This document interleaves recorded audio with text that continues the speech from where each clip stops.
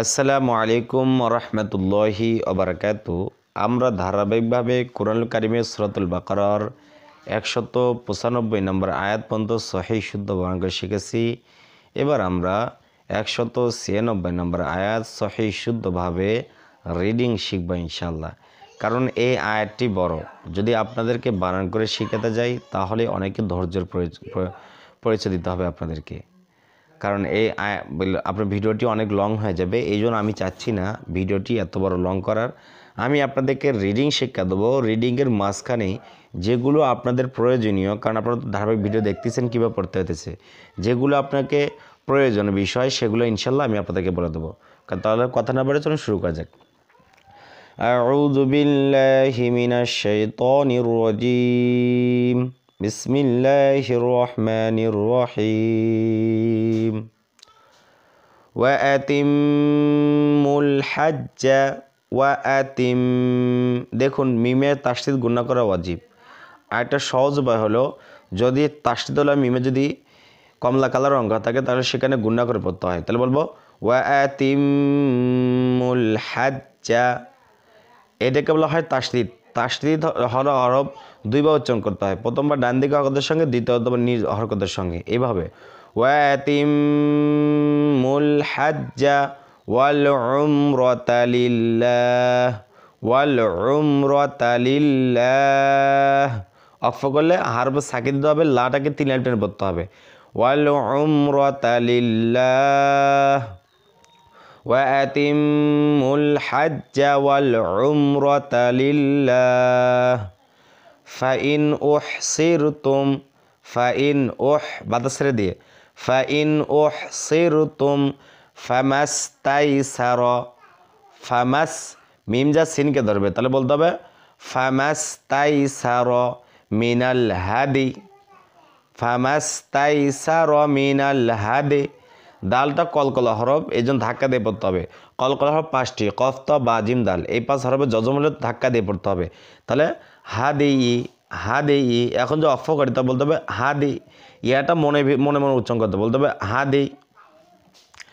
Fine উহসিরতুম ফামাস্তাইসারা মিনাল হাদি ওয়ালা তাহলিকু। ওয়ালা লা একালিফ, জবরের বাম পাশে খালি আলিফ, একালিফ টান। আর এটি কেবল যজম। যজমলা হরফ ডান দিকে হরকতের সঙ্গে একত্রে একবার মিলে পড়তে হয়, এটা মনে রাখবেন। তাহলে ওয়ালা তাহলিকু। কু একালিফ, পেশের বাম পাশে যজমলা ওয়াও রয়েছে।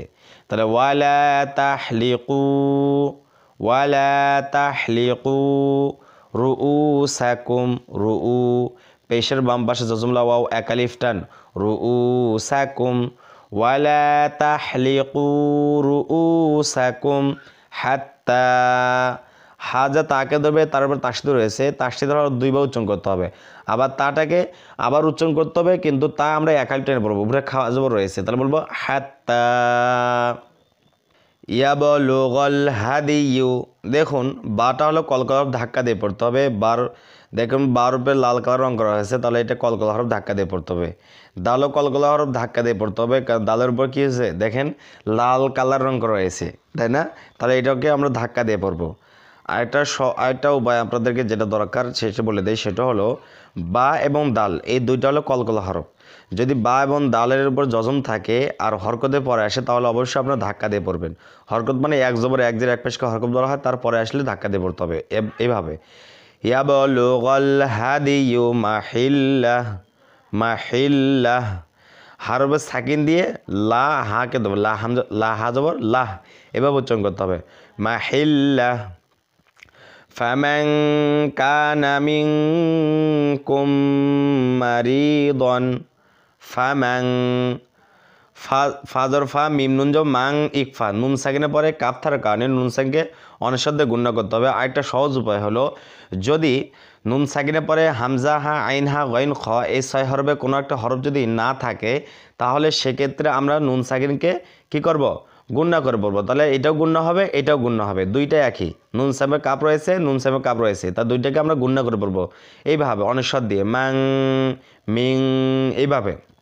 আবার যদি নুন সাকিনের নীল কালার রং করা থাকে, তাহলে নুন সাকিনটাকে আমরা কি করব, গুণনা করে পড়বো ওই একইভাবে। তো বলবো ফামান কানা মিনকুম মিম সাকিনের পরে তাসদিদ হলো মিম থাকার কারণে মিম সাকিনকে আমরা গুণনা করে পড়ব কুম মারিদন রি একালিফ জেরে বাম পাশে জসম লাইয়া মারিদন আও বিহি ফামান কানা মিনকুম মারিদন আও বিহি বাজের বি হাখাজের হি তিন লাইন টেনে পড়তে হবে ওদম উপরে চিকন চিহ্ন বামে লম্বা হামজা রয়েছে তিন লাইন টেনে পড়তে হবে আও বিহি হামজা আ জাল মিম দুই যাবো জাম ঈদগামে বা গুণনা করে পড়তে হবে যদি তানমিনের পরে তার মিম থাকে তাহলে সেখানে গুণনা করে পড়তে হবে আর একটা সহজ উপায় হলো যদি তানমিনের ওপর সবুজকার রঙ করা থাকে তাহলে দুইটা হরফকে মিলিয়ে গুণনা করে পড়তে হবে এইভাবে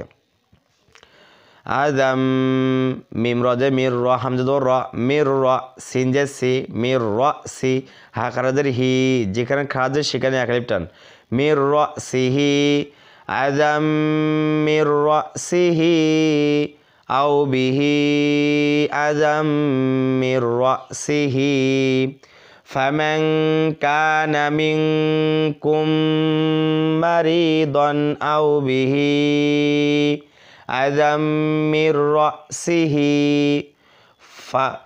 ফাফিদে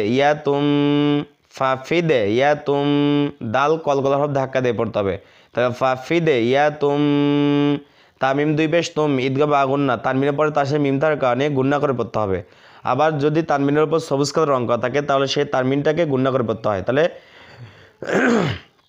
ফাফিদে ইয়াতুম মিন সিয়ামিন মিং গুন্না করে পড়তে হবে নুন সাকিনের উপর কী রয়েছে দেখেন নুন সাকিনের পরে সৎ রয়েছে এই জন্য নুন সাকিনকে গুন্না করে পড়তে হবে নুন সাকিনের পরে হামজা হা আইন হা গইন খ এই 6 হরফ থাকতো তাহলে গুন্না ছাড়া পড়তাম কিন্তু নাই সেই বিধায় আমরা কী করব নুন সাকিনকে গুন্না করবো অনিশ্বর দে মিং তাহলে বলবো মিং সিয়ামিন ফাফিদিয়াতুম মিন সিয়ামিন ইয়া আলিফ ইয়া জবর বাম পাশে খালি একালিফ টান তারপর দেখেন আও সাদাকাতিন আও নুসুক আও সাদাকাতিন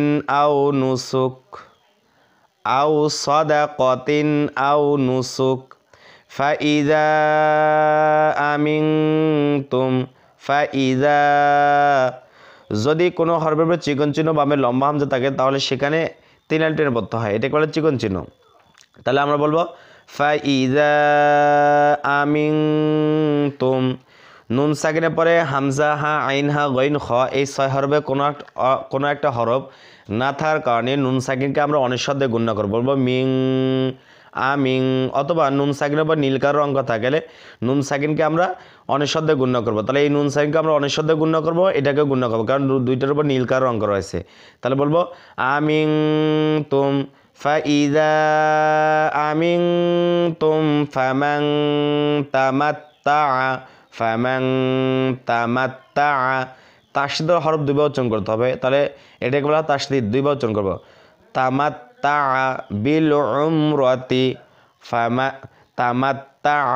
বিল উমরাতি আইন চাপ দিয়ে পড়তে হবে বিল উমরাতি ফামান তামাত্তা বিল উমরাতি ইলাল হাজ্জি ফামাস্তাইসারা মিনাল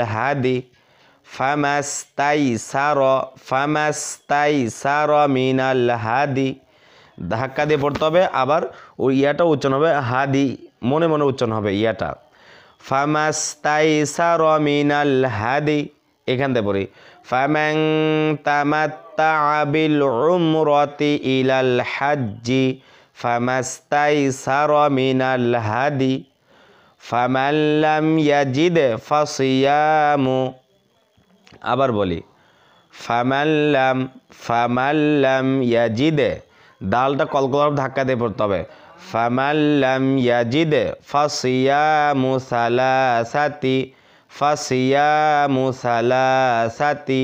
সিয়া জবর বাম পাশে খালিফ একালিফ টান লা একালিফ টান খা জবর রয়েছে ফাসিয়ামু সালাসাতি আইয়ামিন। মিন কেন গুণ হবে?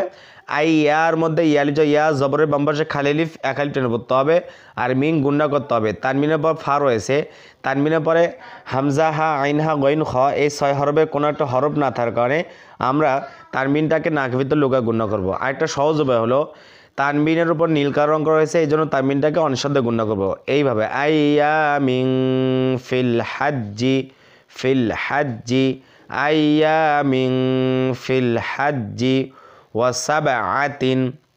সিনবাজ ওয়াসাবে, বাটা কলকলব ধাক্কা দিয়ে পড়তে হবে, বলতে হবে ওয়াসাবআতিন, ওয়াসাবআতিন।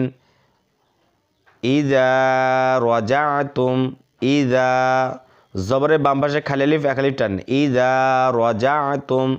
জিম যা আইনকে ধরবে চাপ দিয়ে পড়তে হবে, বলতে হবে রাজাতুম, ইযা রাজাতুম। তাহলে এখান থেকে বলি, ফামান লাম ইয়াজিদ ফাসিয়ামু সালাসাতি আইয়ামিন ফিল হাজ্জি ওয়াসাবআতিন ইযা রাজাতুম, ওয়াসাবআতিন ইযা রাজাতুম। যা জবরে যাটা নরম করে উচ্চারণ করতে হবে, কারণ জিব্বার আগাটা উপরে দুই আগার সঙ্গে লেগে উচ্চারণ হবে। ইযা রাজাতুম। তিলকা আশারাতুন, তিলকা তাজা লামকে ধরবে, তিলকা আশারাতুন, তুং গুণ হবে কেন? তানবিনের পরে কাপ রয়েছে, তানবিনের পরে হামজা হা আইন হা গইন খ, এই 6 হবে কোনো একটা হরফ নাই, এই জন্য গুণা করে পড়তে হবে। যদি থাকতো তো গুণা ছাড়া পড়তাম, যেহেতু নাই সেহেতু গুণা করে পড়তে হবে। আরেকটা সহজ উপায় হলো, তানবিনের উপর নীল কালো রং করা হয়েছে, এই জন্য তানবিনটাকে নাকে ভিতরে লোকে গুণা করে পড়তে হবে, বলতে হবে তিলকা আশারাতুন কামিলাহ। কা জবরের বাম পাশে খালি এক আলিফ টান, মিলাহ, তার উপরে সাকিন দিলে লাহ এভাবে উচ্চারণ হবে, তা গোলতা হা হয়ে যায়। তাহলে তিলকা আশারাতুন কামিলাহ, তিলকা আশারাতুন কামিলাহ। যালিকা, যা এক আলিফ টান খারাপ জবর রয়েছে, যালিকা লিমান লাম ইয়াকুন, যালিকা লিমান লাম, লিমাল মিম যা লামকে ধরবে, লাম যা মিমকে ধরবে, তাহলে লিমাল লাম ইয়াকুন আহলুহু, আহ ধাক্কা দিয়ে পড়তে হবে, আহলুহু। হু উল্টা পেশ রয়েছে, এই জন্য এক আলিফ টেনে পড়তে হবে, আহলুহু হাদিরিল, হাদিরিল দরজা দিয়ে, হা এক আলিফ জবর বাম পাশে খালি আলিফ, হাদিরিল মসজিদিল হারাম, মসজিদিল, মসজিদিল হারাম, হাদিরিল মসজিদিল হারাম। যালিকা লিমান লাম ইয়াকুন আহলুহু হাদিরিল মসজিদিল হারাম। রম 3 লাইন টেনে পড়তে হবে, মিমের বা সাকিন দিতে হবে, রটাকে 3 লাইন টেনে পড়তে হবে, একে মাদ্দা আরজি বলা হয়।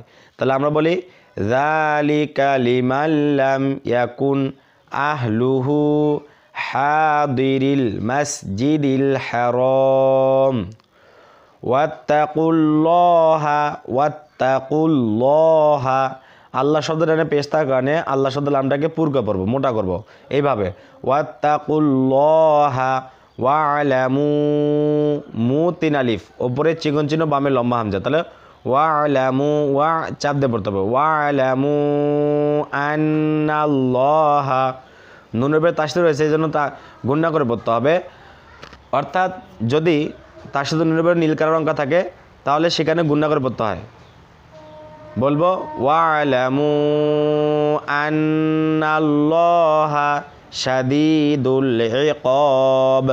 শাদি জেরের বাম পাশে জজম লাইয়া এক আলিফ টান, ইকাব আমরা 3 আলিফ টেনে পড়বো, মাদ্দে তাবাইর পরে বা রয়েছে, বারবে সাকিন দিয়ে আমরা কফটাকে 3 লাইন টেনে পড়বো, একে বলা হয় মাদ্দে আরজি, আর বাটাকে ধাক্কা দিয়ে পড়তে হবে, অবশ্যই বলতে হবে শাদীদুল ইকাব, শাদীদুল ইকাব। ওয়ালামু আন্নাল্লাহা শাদীদুল ইকাব। ওয়াত্তাকুল্লাহা ওয়ালামু আন্নাল্লাহা শাদীদুল ইকাব। আমি জানি না আপনাদেরকে কতটুকু বোঝাইতে পারছি। তারপর আমি আপনাদেরকে বলবো, যখন এই আয়াতগুলো পড়বেন তখন একটু কোরআন মাজিদটা সামনে রাখবেন, সামনে রেখে এরপর আমার ভিডিওগুলো দেখবেন, তাহলে আপনার জন্য সহজ হয়ে যাবে। আপনি এক লাইন করে পড়বেন, যতটুকু বানান করছে ততটুকু পড়বেন, পড়ার পর আপনি নিজে চেষ্টা করবেন, ইনশাল্লাহ আপনিও সহিহ শুদ্ধ কোরআন পড়তে পারবেন। তাহলে আজকে ভিডিও এই পর্যন্ত। আসসালামু আলাইকুম ওয়া রাহমাতুল্লাহি ওয়া বারাকাতুহু।